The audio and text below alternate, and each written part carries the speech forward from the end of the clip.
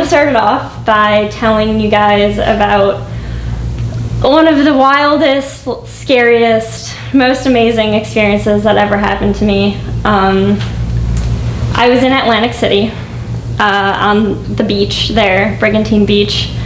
It was my 21st birthday, of course, and I was with my boyfriend at the time, and we were in a car.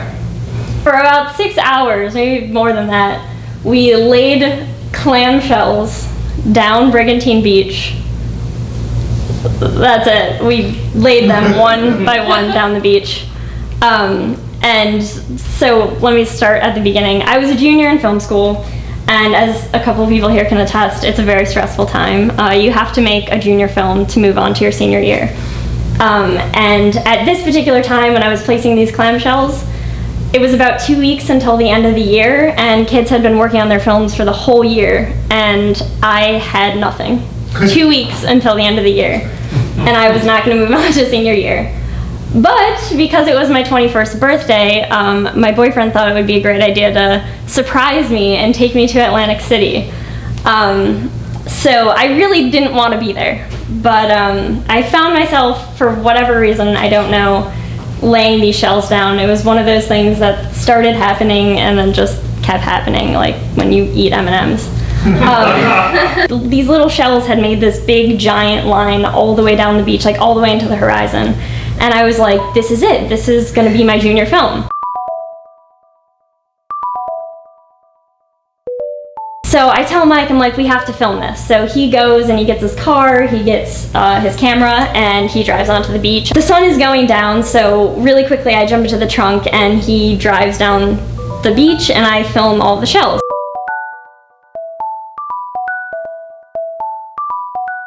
And it's a little bit shaky, it's not perfect, but I was just like, it was gorgeous. So I was like, okay, we can't go home tonight. Like, we have to stay tomorrow, finish the whole beach, 2.5 mile long beach, and then film it. We're gonna make like the world record books. Like, my mind is like going crazy. We pack everything up and we go to head off the beach. The exit of the beach is like this little, it's a little sand dune, and there's a little depression at the bottom. So it might be a challenge to get up. We're driving a Kia Soul, and so he's like, no, if I, speed up fast enough, I'm gonna be able to like get up it. So I'm like, yeah, obviously. So we're gaining speed, and I'm like, oh, this is gonna be no problem. And then we hit the depression, the wheel starts spinning, and we're stuck. So I see a sign at the top of the hill, which apparently is facing the other way, so I'm assuming you have to read it when you come in, but I decided to read it then, and it says two things. It says, you can't be on the beach, you can't be driving on the beach without a permit.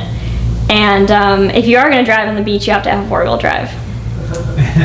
Well, we don't have 4-wheel drive and we don't have a permit. So a guy with a minivan pulls up, he's got 4 kids in the back, and him and all the kids are pushing us, and finally like we get out onto the flat sand. The kids are like, yeah, we did it, and we're like, yeah, we're still really stuck though. So the dad's like, no, let me, like, I can get up this hill. So he gets in the car, he backs it up, he's going, stuck. We all push him out. And this goes on far too long until we're like, okay, this is not going to work. So he's like, okay, the dad is like, all right, there's a construction site nearby and we can get these wooden planks and we'll get you up the hill that way.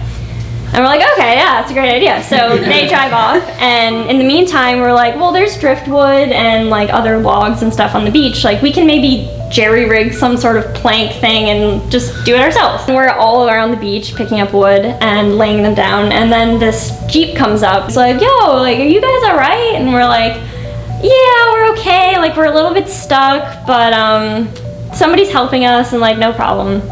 He's like, okay, because like I have a tow truck at home. And if you want, like, I can give you guys a tow out. And we're like, oh, then actually you can really, really help us. The dad and the kids come back. They don't have the planks. They couldn't get them. And we're like, no, it's okay, because there's a guy in a tow truck and we're going to get out of here.